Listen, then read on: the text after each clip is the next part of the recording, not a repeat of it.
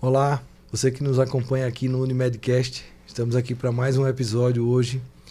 Eu, André Muniz, diretor de Comércio e Mercado, e Jailma Barbosa, nossa assessora de imprensa, e vai contar para vocês quem é o nosso convidado para esse bate-papo aqui no Unimedcast.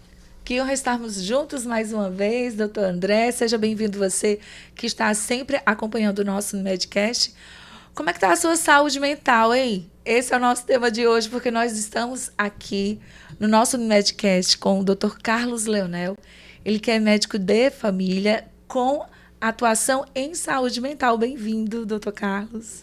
Obrigado, Jailma. Obrigado, André. Um prazer recebê-lo, Carlos. Prazer é todo meu. Olha, quando a gente fala de saúde mental, vem tantas perguntas, né? Esse tema é muito quentinho, assim, né? Porque e é um tema atualíssimo, né? É, porque tá todo mundo, né, correndo contra o tempo. Tá todo mundo assim, quando a gente pergunta, como é que você tá? Tô na correria. Ninguém diz mais. Ou então, estou tudo bem, bem supérfluo, né, doutor Carlos? Mas qual o panorama que o senhor tem visto aí dessa saúde mental? Como é que as pessoas estão dando essa atenção a esse tipo de cuidado que devemos sempre, né, observar no nosso dia a dia? Então, eu vejo alguma diferença nas pessoas, assim, a depender do grupo etário, a depender de qual profissão a pessoa tem, enfim. Mas uma coisa que é muito perceptível para a gente é que desde a pandemia o adoecimento mental aumentou muito. A demanda por consultas com médico, com psiquiatra, com psicólogos, teve um aumento muito grande e nós na Unimed sentimos isso. Com certeza, isso é notório, né? E por mais que você tente expandir essas vagas, realmente a demanda é muito crescente e cada vez a gente se impressiona com a pleiade de idades, né? Você tem pessoas aí das diversas gerações representadas nesses atendimentos. Exatamente. Eu acho que antigamente, sei lá, a gente podia pensar que, mas uma criança com depressão, sim, sabe? Uma criança pensando em suicídio também existe. E algumas profissões que antigamente a gente não pensaria que teria tanto sofrimento mental. E aí, às vezes, eu me pergunto, será que a gente sabia se esconder bem ou é que a gente tinha uma vida que era realmente mais fluida, mais leve? Exato. Eu acho que tem um peso importante aí, Carlos. É importante a gente chamar a atenção do efeito rede social que a gente tem. E não diria só rede social, mas o excesso de informação e de comunicação, porque você fica quase que 24 horas ao alcance de ser comunicado e essa quebra muitas vezes faz diferença para que a gente possa dar aquela limpeza no nosso cérebro, dar uma filtrada. E muitas vezes isso não acontece porque a gente está plugado o tempo todo. Exatamente. Eu acho que é uma coisa que a gente discutiu, assim, sei lá, mundialmente um pouco, quando um filme que eu lembro, minha idade, mas foi com o Matrix. O personagem principal, Neo, as pessoas, na verdade, se conectavam com os computadores através de fios que eram ali na nuca e tal. E uma evolução do Neo é que ele começava a se conectar sem fio à internet, né?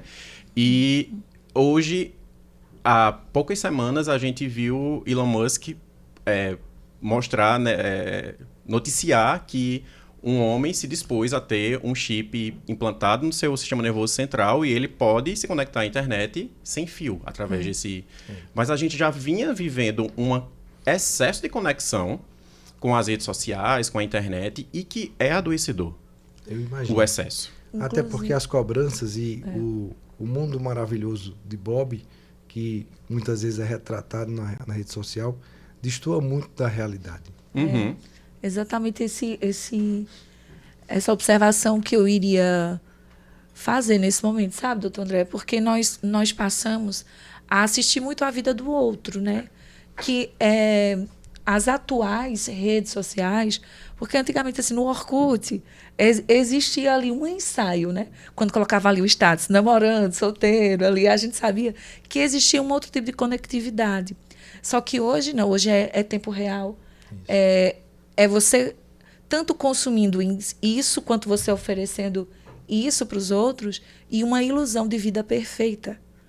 Poucas pessoas colocam ali tragédias, desgraças da própria vida, porque ninguém quer ficar por baixo. Então, está todo mundo postando muito a sua alegria, a sua vida perfeita. Isso se adoecendo também, né? Porque eu acho que não vem só você adoecer o outro porque não tem aquilo, mas você adoecer e achar que aquela vida ali é real, né? Eu gosto de usar uma analogia, Carlos, e eu vi isso, acho que numa palestra, que é da síndrome do palhaço.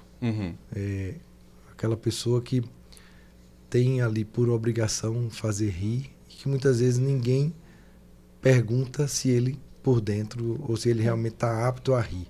Né? Porque fazer rir subentende que você tem uma alegria contagiante, que você consegue passar isso. E muitas vezes eu converso com as pessoas e observo que elas estão em frangalhos, estão realmente com a sua estrutura mental muito perturbada, mas às vezes ela bota uma máscara e, né, você tem dificuldade de perceber isso. Como você vê isso no teu dia a dia, já que hoje você tem atuado com esse foco em saúde mental e fazendo aí digamos, um paralelo com os nossos colaboradores, que a gente lida com pessoas o tempo todo, com situações muito drásticas. Qual a tua percepção? Isso é muito comum de a gente ver fora do consultório. Algumas vezes eu consigo perceber também dentro do consultório. Eu lembrei agora de alguns pacientes específicos que, se fosse um vídeo mudo, um cinema mudo que estivessem gravando na sala e vissem a forma como eles se expressam, a postura corporal, a expressão facial, ninguém diria que eles tinham depressão. Mas o conteúdo da fala e dos pensamentos são depressivos, são negativos. Então, isso é por conta de uma personalidade que foi desenvolvida naquela pessoa, e é assim que ela expressa os sentimentos, ou assim que ela tenta esconder os seus sentimentos. Porém, pessoas que trabalham com o público são, entre aspas, obrigadas a esconderem esses seus sentimentos, quaisquer que sejam. Por trás de um sorriso. Por trás de um sorriso, por trás de uma estabilidade. Ainda que seja uma ótima notícia que ela tenha recebido, mas ela não vai poder extravasar. Exatamente. Então, é requerido um certo equilíbrio nessa forma de lidar com o outro, de expressar suas emoções. E seria mais fácil se fossem notícias boas, as mais comuns que a gente recebe. Mas é uma tendência do cérebro humano dar mais importância ao que é negativo. Então, a gente acaba se pegando mais com a sensação de desconforto relacionada a eu preciso esconder aquilo de sentimento negativo que está acontecendo comigo aqui dentro, agora. Isso realmente é uma realidade que tem impactado muito. A gente, aqui dentro da Unimed, tem tido essa preocupação de criar alternativas para que as pessoas tenham essa descompressão, né? Porque é preciso cuidar de quem cuida para que a gente possa oferecer o melhor a quem nos procura. Eu queria fazer uma parte um pouco mais ciência, para a gente deixar assim 3 conceitos no ar, porque muitas vezes a gente vai usar essas palavras aqui e algumas pessoas que estão nos ouvindo ou nos vendo não vão saber essa diferença. Ansiedade, depressão e síndrome de burnout. Um conceito básico que a gente poderia deixar aqui para que as pessoas possam entender o que é cada uma dessas situações e por que muitas vezes elas estão até imbricadas. Então, a ansiedade ela é caracterizada pelo sentimento de apreensão. Esse sentimento pode ser um sentimento constante por vários motivos, comum a pessoa que tem o transtorno de ansiedade generalizada, por exemplo, ela falar que tudo me deixa ansioso, inclusive nada. E eu não sei dizer exatamente o que é que me deixa ansioso, mas eu tô assim o tempo inteiro. A gente tem outros transtornos que também estão dentro dos transtornos ansiosos. Depois a gente pode falar um pouco mais. A depressão, ela é caracterizada principalmente pela baixa da energia. Não é pela tristeza. A tristeza não é uma condição necessária para a gente dizer que a pessoa está em depressão. E a síndrome de burnout, ou a síndrome de esgotamento profissional, é o estresse crônico relacionado ao trabalho. Exato. Indo de trás para frente, primeira vez que tive contato com essa expressão, eu já estava atuando, mas por seguir outras áreas, né, a própria clínica médica e a endocrinologia, eu não tinha familiaridade de escutar, né, síndrome de burnout. A primeira vez eu me deparei com uma colaboradora nossa que estava fazendo o TCC sobre burnout, um TCC do curso de enfermagem. E aí aquilo me chamou a atenção, mas fui atrás, né? A palavra meio que já identificaria para nós do que se trata, mas você tem observado isso um crescimento importante ou aquela coisa que sempre existiu, mas só agora que a gente tirou a cortina? O que eu tenho sentido, André, é que tem aumentado os casos que chegam ao consultório. Aumentado muito, inclusive. Eu acho que as pessoas estão com menos vergonha de assumirem que elas têm problemas emocionais, psiquiátricos, psicológicos, enfim. Numa crescente, eu sinto, de autorrespeito e de um respeito com a história e a vida do outro. Eu ainda recebo, por exemplo, pessoas que falam: eu achava que era frescura até acontecer comigo. E aí, hoje estão se cuidando e olham para os outros de forma mais leve, inclusive.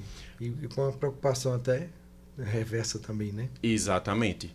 Agora, e sintomas, né? Como é que você identifica que tem burnout, que tá no risco, naquela zona de risco, de opa, sinal de alerta, preciso me cuidar? É só o excesso de trabalho ou não? Existem fatores assim que vão te levar a isso? Existem vários fatores, né, que podem acontecer. A gente precisa ter alguma vulnerabilidade pessoal que leve a gente para isso, né? Existem pessoas que têm uma personalidade, vamos dizer, mais forte ou mais resiliente. Então, elas conseguem suportar uma pressão maior, um ritmo de trabalho mais acelerado e tal. E aí eu acho que é uma coisa que as empresas podem errar muito em esperar que todo mundo tenha a mesma resistência ao trabalho que gostaria que tivesse, enfim. E a gente só consegue trazer essa padronização se a gente vai fazendo um trabalho com máquinas numa produção, né? Exato. Somos seres diferentes. Essa máquina aqui seriada. É muito perfeita, mas a gente não tem ferramentas para medir exatamente o que está acontecendo comigo, com o Jailma, com você. Porque tem coisa que é subjetiva, tanto sua, quanto minha, quanto dela. Então, essa instrumentalização, no caso, eu acredito que no burnout seja difícil da gente ter essa graduação. Então, a gente... Existe um processo de adoecimento, né? Em qualquer doença, e André, aqui como endocrinologista, quando a gente pensa em diabetes, por exemplo, a pessoa não está hoje com uma glicemia, uma hemoglobina glicada, bem, e amanhã ela virou diabética. Perfeito. Ela foi desenvolvendo isso com os hábitos progresso de vida e tudo mais. E aí, com os adoecimentos de saúde mental, a gente também tem uma coisa muito parecida. Alguns podem aparecer de forma mais repentina, mas no burnout especificamente, os sintomas que a gente vai ter Não, você me perguntou sobre as condições que levam a gente para isso, né? Eu falei dessas condições. Se tem esses sinais de alerta, né? Se Sim. dá para você, antes de chegar lá, né, no burnout, enfim, você entender que seu corpo está precisando parar, sua mente está precisando de apoio, de ajuda, né? Usando o seu mesmo paralelo, talvez o que Jailma queira tentar traduzir para nós e para quem nos assiste, tal qual o pré-diabetes tem, como a gente identificar um pré-burnout. Sim. Ficou melhor. Obrigada, doutor André. Mas a sua pergunta estava ótima. Já. Certo. Não estava, se não compreendido, não estava ótima. Não se cobre tanto, viu? Exato. Já Tô tensa. Então, o pré-burnout. O que você falou, né? O excesso de trabalho é uma característica extremamente comum na pessoa que tem burnout. Normalmente são pessoas que têm uma predisposição ao perfeccionismo, uma predisposição a ter pouca tolerância a um feedback negativo, ao erro. Exatamente. Então, essa pessoa tem uma predisposição, por causa dessa sua estrutura de personalidade, se dedicar de forma exagerada ao trabalho. Por causa do perfeccionismo, inclusive, ela pode ser mais demorada em fazer as mesmas tarefas que outras pessoas. Ela pode interpretar de forma exagerada um olhar, uma fala que não tem relação direta com ela, nem com o trabalho que ela desenvolveu, mas ela pode acabar achando que tem relação, então já se sente ainda mais cobrada, além dessa cobrança interna. Esse ambiente de trabalho também é importante no sentido de como é que estão as relações dessa pessoa. As relações com a chefia no trabalho, a relação com os pares, a relação com as pessoas que são lideradas por ela. E nesse ambiente de trabalho, se existe isso que André falou agora há pouco, sobre ter um espaço de respiro, um espaço de descompressão. A gente precisa disso ao longo do dia. Existe uma habilidade que a gente chama assim na DBT, que é uma área da psicologia específica, que é o acúmulo de emoções positivas. E aí a gente divide isso em acúmulo de emoções positivas de curto prazo e de longo prazo. Então, a gente ter esse acúmulo de emoções positivas ao longo do dia, dentro da empresa, dentro do trabalho, faz com que a gente chegue ao final do dia sem aquela sensação de estar esgotado, de estar sem conseguir pensar direito. E os sintomas que vão acontecendo com a gente quando a gente está desenvolvendo esse esgotamento profissional é justamente um afastamento emocional da sua função, do seu trabalho. Então, antes você fazia aquilo, fazia bem e gostava do que fazia. E você começa a perceber que agora eles chamam de cinismo. Eu não gosto dessa palavra porque para mim tem uma conotação muito... coisas, né? Exatamente. Sim, verdade. Mas é um afastamento emocional. Então, as pessoas com quem você lida, você sabe que você poderia fazer mais por elas, mas você não tem energia emocional. A sua bateria emocional está baixa, então você não consegue ajudar como você gostaria. Carlos, e nesse ponto, e você até já permeou um pouco isso que eu vou provocar agora, a gente fala muito de inteligência emocional e isso a gente percebe que não só a própria resiliência para alguns trabalhos, mas a inteligência emocional também é um fator que pode ser o diferencial para que a pessoa lide melhor com os níveis de pressão a que ela vai ser exposta e submetida e o que ela tolera também. Então, as pessoas, hoje, a gente consegue diferenciar quem sabe lidar melhor com essas emoções ou é meio que uma loteria ainda? Eu acho que a tua resposta seria melhor dada por alguém da psicologia organizacional. Mas existem testes que eles podem fazer para descobrir ali como é que a pessoa reagiria em situações de estresse, em situações de trabalho em grupos, trabalho sozinho, e teriam condições melhores de definir. Isso sim. Entretanto, eu acredito que a gente pode, enquanto ambiente de empresa, de trabalho, enquanto um ambiente laboral, a gente pode promover saúde também. E ainda que a pessoa tenha vindo emocionalmente desgastada ou adoecida, a gente pode ser um lugar onde ela se sente cuidada, onde ela se sente acolhida. Perfeito. E ela tem a melhora. Tudo vai com essa descompreensão, né, tão falada assim, durante este período de trabalho, porque a gente também lida com diversos locais de trabalho, que a gente fala de maneira geral, e tempo, né, de trabalho, né, espaços onde aquele trabalhador está exercendo a sua função. Então, pode ser um atendimento ao público que, por si só, já é bem estressante, né? Vai lidar, pode ser um atendente de telemarketing, né, que não tem o contato direto com o público, um call center, mas está ali ouvindo, né, o tempo todo naquelas situações. E eu já recebi feedbacks assim, de pessoas que têm conhecidos, que acabaram sendo acometidos com burnout, de dizer assim que estava tudo bem. Simplesmente, aparentemente, né, pelo menos o que se passou foi que estava tudo bem, seguia o seu trabalho com as rotinas de sempre, tirou férias, voltou ou teve folga, e quando se deparou ali, não se encontrava mais ali. Assim, então, depois foi diagnosticado com burnout. Então, é tão minúsculo, tão detalhe, assim, são detalhes que você vai nessa zona de risco o tempo todo, sem saber como é que vai lidar ou não, que talvez eu queria que o senhor deixasse isso com uma orientação melhor para a gente, mas a gente não procurar ser só curativo ou paliativo, mas a gente está sempre tratando mesmo, assim, fazendo consulta periódica, ter sua terapia, né? Buscar coisas que te façam trazer essa descompressão, de fato, ter outros ciclos para você não viver só de trabalho. Mas eu achei interessante isso de estava tudo bem. A percepção da pessoa era essa.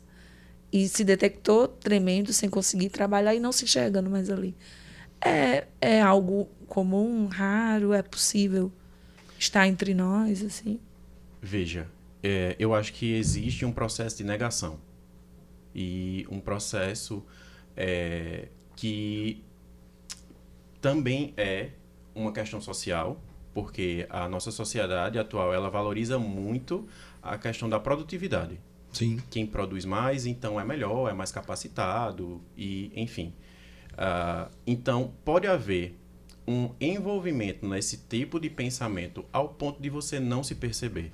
E aí, você acha que está tudo bem, mas você estava ficando mais doente do que o normal, você estava tendo algumas falhas de memória, o seu raciocínio estava diferente, você estava tendo mais diarreias, mais tensão e dor muscular, que você associava com outras coisas, tratava de outras formas e não percebia que isso era tudo um conjunto de uma mesma síndrome, que agora a gente sabe que é a síndrome do esgotamento. E isso é uma máxima antiga, né? O corpo dá sinais realmente e a gente muitas vezes menospreza isso. Né?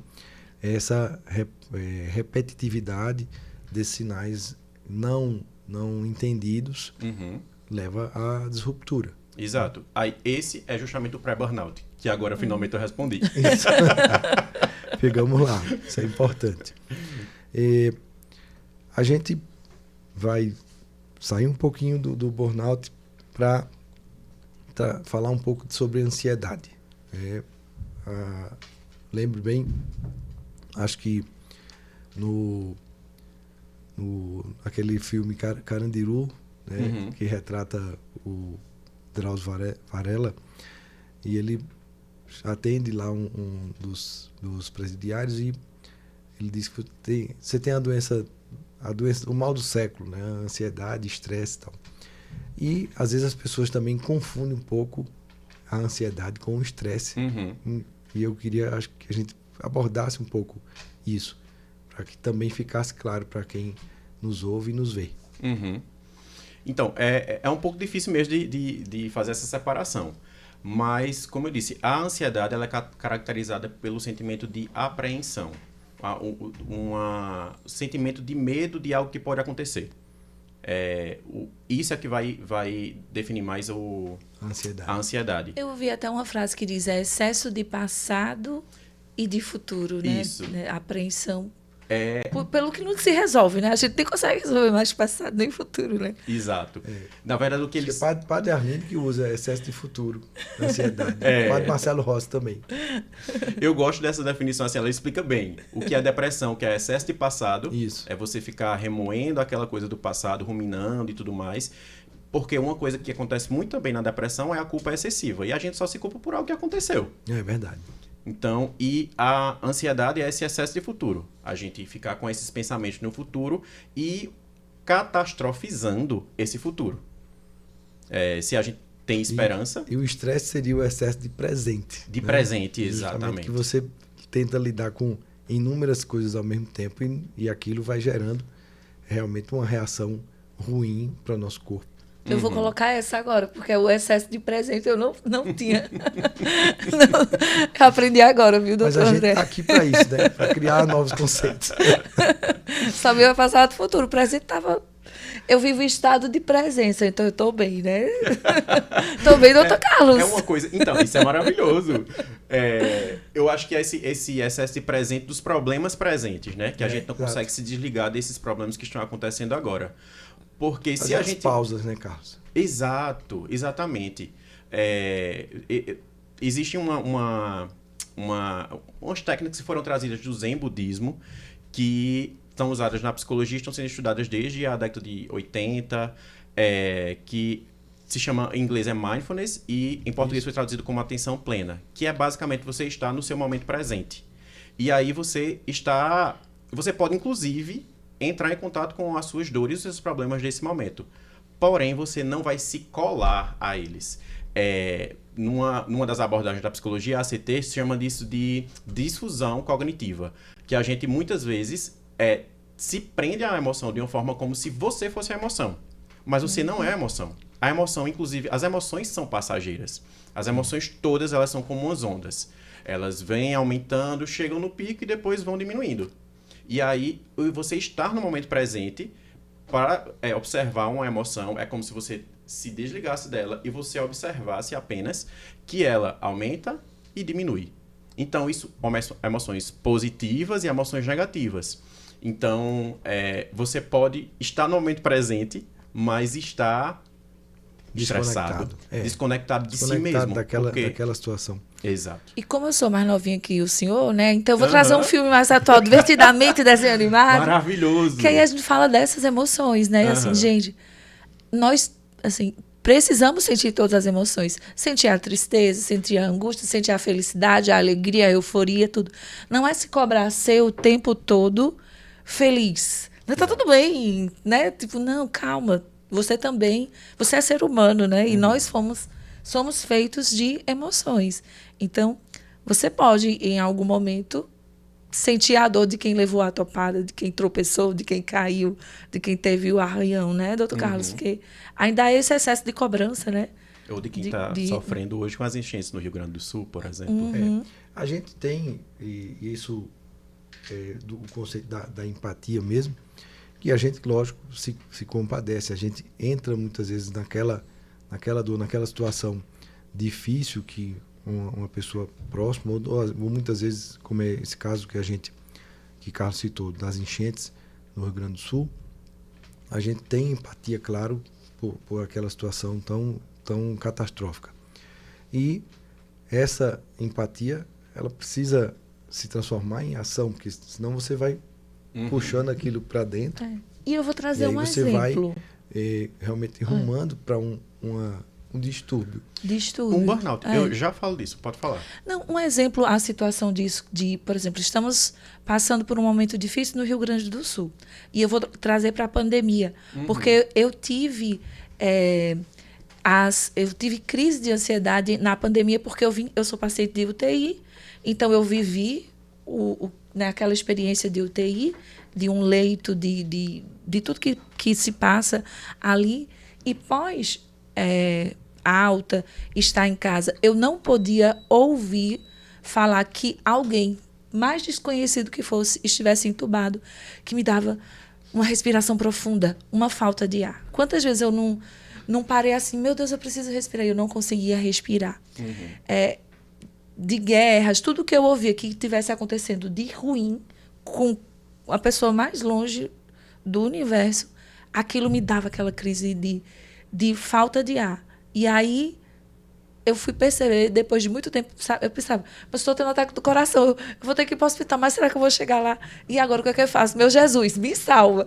Então, assim, a gente entra nesse desespero até entender que era até, ansiedade. Bom que a gente comente esse relato de Jailma, porque isso a gente tem no dia a dia, e aí para ilustrar, o que me impressiona, eu faço plantão na emergência e meus plantões são noturnos, então eu tenho recebido jovens entre 20 e 30 anos, frequentemente com crise de pânico, que a gente não via isso. E da pandemia para frente, isso realmente tem uma mudança muito significativa, mas é interessante a gente até ilustrar o que são esses sintomas psicossomáticos, para as pessoas até perderem um pouco dessa mística que tem, porque realmente... Que eles são reações químicas no corpo mesmo, né, também. Sim.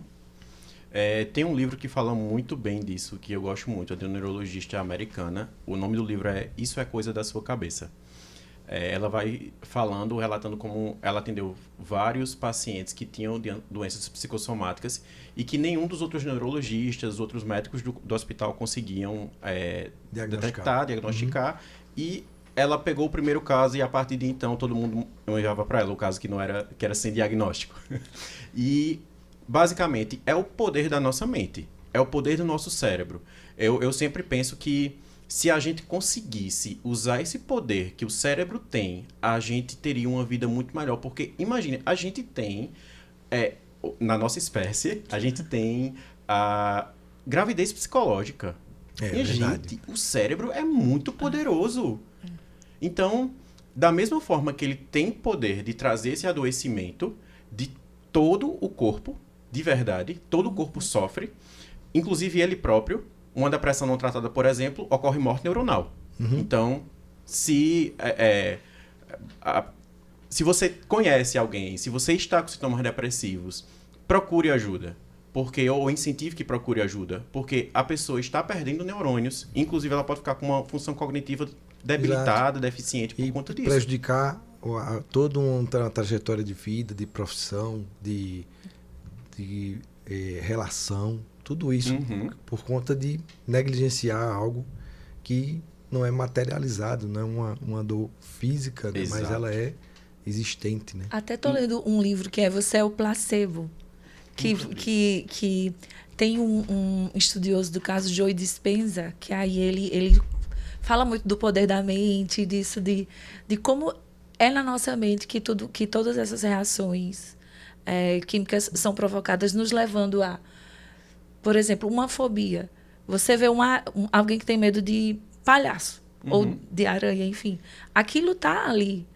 Não está te atacando, não está em cima de você, não está te matando. Você só está vendo e aí você tem uma reação profunda no corpo, né? E fala muito, traz muito isso à tona, como é aqui na nossa mente, que a gente que tem que ter esse controle para poder a gente conseguir ter a nossa vida mais em paz, né? E para alguns casos, por exemplo, quem me ensinou, e foi real, viu? Eu provo. Quem me ensinou a lidar com a ansiedade foi Monja Coen. Numa live que eu fiz com ela, pós-pandemia, que aí ela falou sobre a importância da respiração. Sim. Vê que coisa tão simples. Respirar. E às vezes as pessoas acham que a gente está dizendo de forma só retórica. Sim. Né? A gente, à medida que a gente respira, a gente oxigena o cérebro, porque normalmente você pensa melhor se o cérebro está bem oxigenado. Então, no momento que você faz ali aquela sessão de oxigenação cerebral, você melhora o funcionamento dos neurônios e aí o discernimento também melhora. O médico inglês que começou a estudar na ciência essa questão do mindfulness, do atenção plena, ele fala que começou a fazer os estudos e tal, e o normal, o habitual é que seja um programa de 8 semanas. E aí depois ele perguntava, fazia as perguntas para as pessoas que participaram. O que é que teve mais impacto sobre a sua vida, aquilo que a gente estudou, que a gente ensinou aqui? E as pessoas diziam que era a meditação que focava na respiração. E aí ele disse, isso é, assim, é impressionante, eu não esperava isso, porque eu tô só ensinando as pessoas a fazerem aquilo que elas já fazem. Naturalmente. Então, eu penso que é uma coisa, tipo, a gente esqueceu como é respirar. E aí onde vem todo esse nosso assunto, da correria, do tenho que entregar, tenho que fazer, tenho que atender, tenho que ouvir meu paciente, tenho que cuidar do meu paciente, tenho que cuidar de mim, tenho que isso, aquilo, outro, e não respira. Exatamente. E até para não perder a oportunidade de citar, nós começamos para os colaboradores alguns grupos de Mindfulness. Começamos ontem, inclusive, e estamos com uma expectativa muito boa em relação a isso, que acreditamos que vai contribuir para que as pessoas possam aprender essas técnicas de fazer o seu desligamento mesmo com o carro andando. Sim. Né? Sem necessariamente parar efetivamente de trabalhar, mas fazer esses momentos de recarregar a bateria, né? Exatamente. Tem um conceito que eu aprendi justamente fazendo esse treinamento de mindfulness, que foi o de aceitação radical. E esse conceito especificamente me ajudou enormemente quando a minha mãe estava com uma dor abdominal, que ela fez até tomografia, enfim, e com contraste, não achou nada de alterado. Mas ela continuava com a dor e eu estava achando já que era algum câncer, porque a minha tia, irmã dela, faleceu uns anos atrás com câncer de estômago. E na família tem histórico de pólipo intestinal e por aí vai. Então, enquanto as minhas irmãs estavam se desesperando com isso, e eu também me desesperaria igual, eu coloquei esse conceito em prática da aceitação radical, de que todo o possível eu estava fazendo. Aquilo que não era possível para mim fazer, a única coisa que eu poderia fazer a respeito disso era aceitar. Sim. Então, se minha mãe estivesse com câncer, a gente ia correr, a gente ia tratar, e é isso. Eu gastar energia com aquilo que eu não consigo resolver, vai me tirar energia de... Perfeito. Vai criar um caos. Isso é algo que a gente fala, e esse conceito ele se aplica a todo o processo, e até na gestão, focar na solução e não no problema. Exato. Né? Ou seja, você girou a sua mente para a solução. Se foi a solução é essa, a solução é essa. Passo a passo a gente vai criando as soluções, porque os problemas vão abrir diversos caminhos, mas a solução muitas vezes é uma só. E aí essa técnica pode fazer um paralelo com qualquer coisa do dia a dia de uma gestão. Aqui no nosso dia a dia, muitas vezes se depara com problemas insolúveis, mas eles têm uma solução. E a gente precisa encontrá-la e trabalhar para que ela seja viável. Porque se a gente perder a energia, como você falou, no problema, vai esgotar a nossa energia e muitas vezes a gente não vai conseguir achar a solução adequada. Exato. Muita gente cobra que você sofra, né, por aquilo ali, né? Muita gente cobra que exige que você esteja no desespero, que você, se você estiver centrado demais, se você estiver... que a gente fala que é um elo, né? É corpo sã, mente sã, né? Se tudo estiver ok dentro de você, você vai ver que você vai entender todos os processos que acontecem. E que não necessariamente você vai precisar repetir as reações dos outros, mas você vai aprender a ter as suas próprias reações. E eu digo, por exemplo, de um momento em que... Lá eu sempre trago meus casos, né? Mas um momento em que... Praticamente uma consulta. É um relato para ajudar quem está em casa. Eu passei por uma cirurgia, fiz um procedimento no meu nariz e no processo de recuperação, uma madeira caiu onde? No nariz. No nariz. Sempre vai no A reação ao meu redor foi de total desespero de todos. E ali, ou eu ficava bem tranquila para eu fazer meus primeiros socorros, porque quem estava ao meu redor, eu só via... Era o sangue caindo e todo mundo correndo para lá e para cá. Eu, tá. Soro, gases, eu que fiquei assim. Telefone, ligar para o médico, eu que liguei para o médico. Então, eu que fiz todo o preparo, porque se eu não estivesse ali tranquila, né, ciente de que é estado de presença, o que eu posso resolver, eu não tenho mais o que fazer, a não ser, se eu sair gritando como todo mundo... A solução ia chegar, mas talvez muito tardiamente. Exato, então é o controle da mente mesmo, né, assim, e é uma das coisas, assim, inclusive esse podcast hoje é muito especial para mim, porque é uma das coisas que eu mais tenho valorizado desde que passei a entender que é na mente, né? Que a gente resolve a vida, assim. Te ajuda, a mente é a ferramenta para te ajudar a não carregar tantos aos fardos não serem tão pesados, né? Mas cada um ter o pezinho que equivale. 1 quilo, 2 quilos, 3 quilos. E até aqui eu posso carregar, até aqui eu não posso. Né? Carlos, eu saindo um pouco desse roteiro que a gente está conversando agora, a gente tem ainda mais alguns minutos. Eu, quando fiz a minha residência clínica médica, eu tive algumas dificuldades em lidar com a morte. A perda dos pacientes me infligia um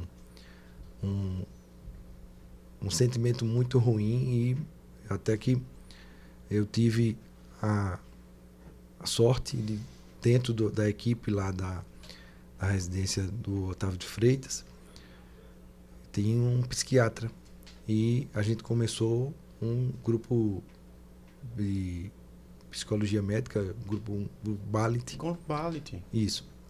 E a gente trabalhava, e o primeiro tema que a gente trabalhou foi lidar com a morte. E para nós que trabalhamos com saúde, isso é uma coisa muito constante. Né? Mas muita gente tem dificuldade de lidar com o luto, né?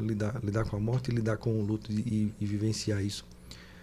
Dentro desse aspecto e do espectro também aí que perpassa ansiedade, depressão, o luto, como ele se encaixa, a gente também teria que focar na solução. Como é que você enxerga isso para que a gente possa passar para quem está nos acompanhando? Como encarar o luto, né? O luto, ele assim, né, ele se parece mais com a depressão, mas é uma relação muito íntima com aquilo que você perdeu. Hoje em dia se fala em luto não somente de pessoas queridas, mas também de animais de estimação. Sim. Ou de relações que se acabam, que sejam amorosas ou de amizade, enfim. E existem aquelas fases do luto. Bem colocado. A gente pensa só no luto da morte, né? Mas tem muito bem. E justamente a última fase do luto é a fase de aceitação, que é quando você para de brigar com aquela realidade. Mas é importante que você viva todo aquele processo. É importante que você passe pela negação, que você passe depois por uma barganha, que aí uma barganha com Deus, se você é alguém de fé. Um pouco de dopamina não faz mal a ninguém, né? E aí tem essa questão de, por que ele e não eu, enfim. E aí depois raiva da pessoa que morreu, raiva de Deus, raiva de quem cuidou da pessoa, enfim. E esse processo, a gente sabe que não é linear, a gente pode ir vivendo várias dessas fases. Ele não tem que acontecer nessa ordem. Nessa ordem. Exato, existem... Você pode estar em várias fases do jogo ao mesmo tempo. Ao mesmo tempo, exatamente. E o fim é justamente quando a gente consegue aceitar que aquilo aconteceu, que você vai sim continuar sentindo falta quando é de um ente querido, você vai continuar amando aquela pessoa e gostar e tendo a vontade de que ela estivesse aqui, porém não vai ter. E a sua vida vai continuar também. Então, a forma de lidar com o luto, para mim, é você aceitar a sua forma de sentir hoje. é não entrar em negação dos seus próprios sentimentos. Entender que isso é tudo uma fase. E foi por aí que eu consegui trabalhar isso, porque eu me lembro o caso mais chocante para mim, um paciente com câncer de pulmão que ele obstruiu lá na carina. Ele não tinha nenhuma possibilidade terapêutica e eu tive que assistir, não podendo fazer nada. Aquilo pesou muito e era recém-formado, tinha um ano de formado, então aquela bagagem que eu via só de sucesso, né, porque você via que você é treinado para os sucessos, e aí um insucesso batendo, e aí, faz como? Daqui para frente é o quê? Mas foi importante, foi fundamental dentro desse meu processo de saber lidar com isso, e hoje eu tenho uma bagagem que me deixa bem mais confortável do que eu estive lá, não preciso dizer há quantos anos, mas tem alguns anos já. Mas esse trabalho de preparação, né, os grupos, as reuniões foram fundamentais, porque a gente ia compartilhando as fases do processo. Quem está lá naquela fase como e por isso você começa a se estruturar melhor. E eu acho que a gente pode traduzir isso também nas diversas patologias que a gente comentou aqui, tanto na ansiedade, na depressão, como no burnout. Eu acho que é preciso criar uma estratégia de lidar com ela. E pedir ajuda, né? Porque até o médico pede ajuda, né? Então, assim, não achar que é sempre super-herói, né? E querer carregar tudo sozinho. Essa é a grande ilusão, entendeu? De supervalorizar o que você está fazendo sem dar humanidade àquilo. Porque se é uma coisa humana, ela já prevê que pode ter falha. Então, a gente precisa encarar isso. Exatamente. Normalizar a falha que ela vai acontecer. Exato. Quando a gente cria essas expectativas baseadas na realidade, a gente sofre menos, né? Essas expectativas que são irreais, elas parecem trazer menos sofrimento enquanto a gente está crendo nelas, mas uma hora a gente esbarra na realidade e o sofrimento é bem maior do que se a gente tivesse aceitado desde o início que as coisas são como são. Muito bem. Que uma hora esse choque vai acontecer, né? Exato. Então, enfrentar a realidade e estar preparado para esse enfrentamento. Eu acho que esse fortalecimento que passa, porque a gente sabe hoje que cada vez mais em todos os ramos da medicina, da saúde, por assim dizer, o trabalho multidisciplinar é fundamental. Né? Então, a gente vê isso de maneira muito clara dentro da saúde mental, ou seja, não adianta somente a prescrição médica, né? E você tem ali uma série de processos. Eu acho que para a gente caminhar para o encerramento dessa nossa conversa, era importante você dar a sua visão sobre o papel de cada um desses profissionais. Então, eu digo que a minha formação em medicina de família me marcou para o resto da vida nesse sentido de trabalhar em grupo.